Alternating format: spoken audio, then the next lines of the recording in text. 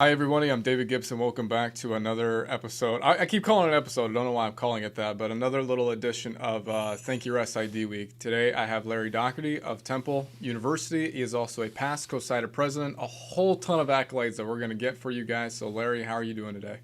Tremendous, David. Thanks for having me on. No problem. First, I kind of wanted to hit on this. I've done it with the other people that I've interviewed, but what does this week mean to you, and how important do you think it is to kind of have this recognition week for SIDs? I think it's really been a great idea and well received by our membership by having a recognition week for SIDs.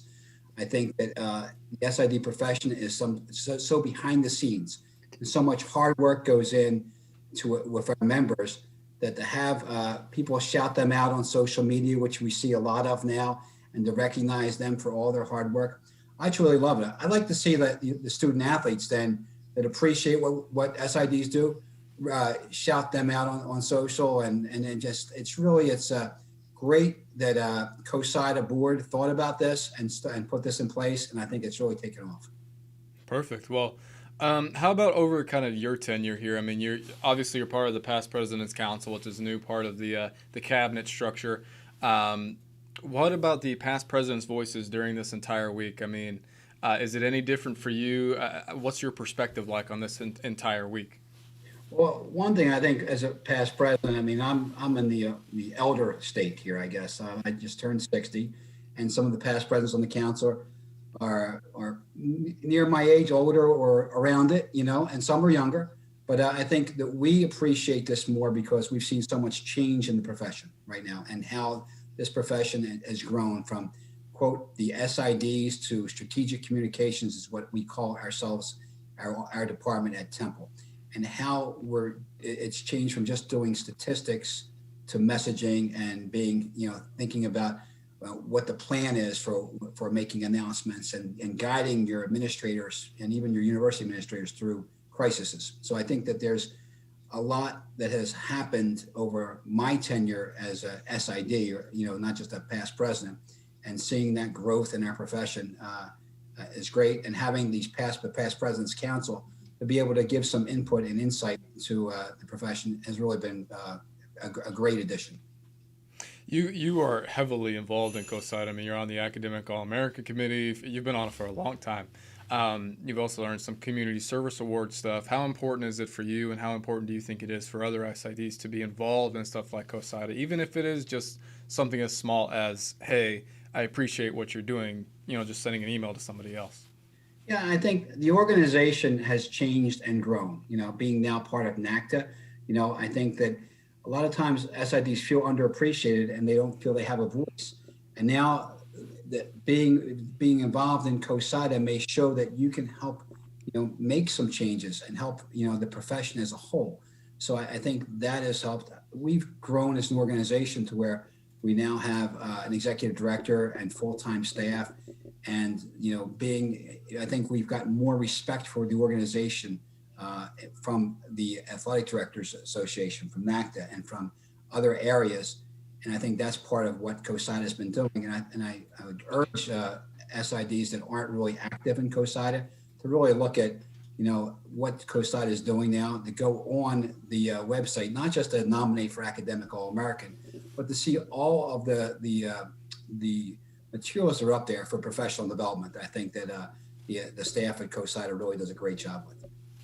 Yep, plenty of resources there, and we can use each other as a resource too. I wanted to talk to you about just kind of and this might be kind of a cumbersome question, but kind of the evolution of CoSIDA over the years. How has it changed, and how has it been responsive in producing relevant resources like we just mentioned?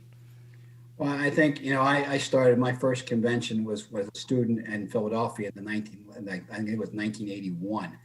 My father was the SID at St. Joseph's at the time, and then my first one as a professional was in '85, and that was really just kind of like you go there, you would learn a little bit, you would just kind of interact with SIDs, and it wasn't as big as it is today.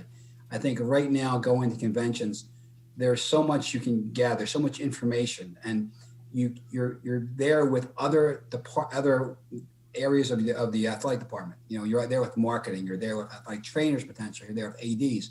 So you're seeing and maybe jumping into a panel that you wouldn't necessarily have gone through if it was a traditional CoSIDA convention prior to the merger with NACDA and joining that organization. I think that's been a lot of the growth that I've seen through CoSIDA in terms of the convention itself and how the organization has. And before, it really was just an organization where we wanted to better ourselves, but we were trying to recognize student athletes for academic success. And that's where, CoSIDA had its mark and its niche, but now it's grown so much in professional development and trying to help our industry grow. So. You are regularly involved just even outside of CoSIDA as well. From what I've been told, you are a regular blood platelet donor. How important is that to you? Obviously pretty important if you do it pretty regularly, but why is that for you, and why is it, do you think it's important for some people to kind of find the things that they are almost passionate about, or some places that they can always help even just outside of the office? I appreciate that, David. I mean, that does mean a lot to me. I donate platelets. Right now, it's been every 2 weeks since the pandemic started. Wow. People look at it and say, well, you can't donate that much. Well, whole blood you can, but platelets you can, and they're used for cancer patients. And so I got involved in it when it first started. I was a student at St. Joseph's, and they started pheresis, what it's called at the American Red Cross. And it was for like cancer patients, leukemia. And a friend of mine had cancer at the time. And so I went and did that, saying that I could maybe help someone.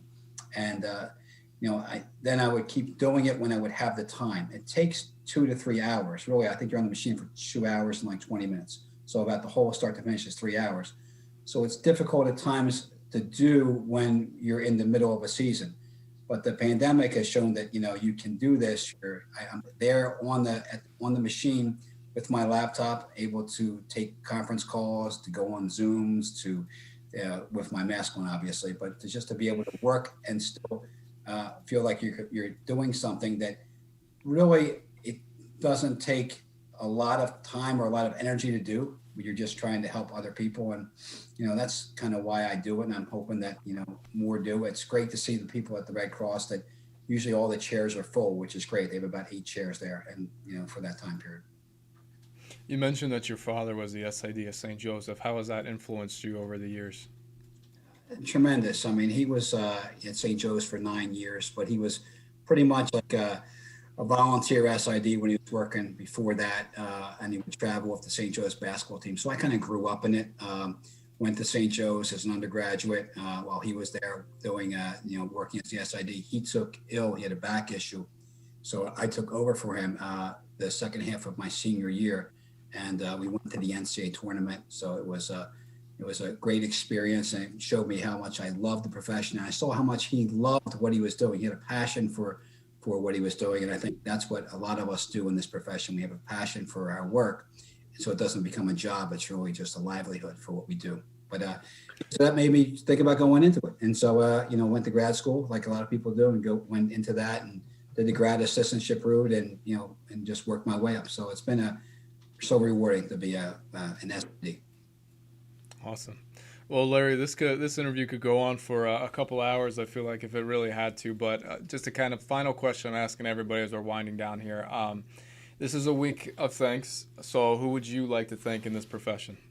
Well, I'd like to thank my entire staff, and not just my staff that exists right now that I have at Temple University, but all the people that worked under me, and also my mentors as well. Like, obviously I would thank my father, but I've worked for other SIDs, and I have people that I consider mentors in the profession that I'll call when I'm in a crisis. You need to have people that you can call and you can trust that are going to give you honest answers. But my staff is going to be challenged, as all staffs, this sprawl, as we're calling it, are going to be right now, with trying to combine all of our spring and fall sports and trying to make them happen. And know it's all about the student athletes, but we're going to be challenged with time. And I appreciate my staff, and I want to thank them for all their hard work in advance of this coming spring season. Well, Larry, thank you very much for coming on this CoSIDA Recognition Week. We all really do appreciate it. Okay, thanks, David.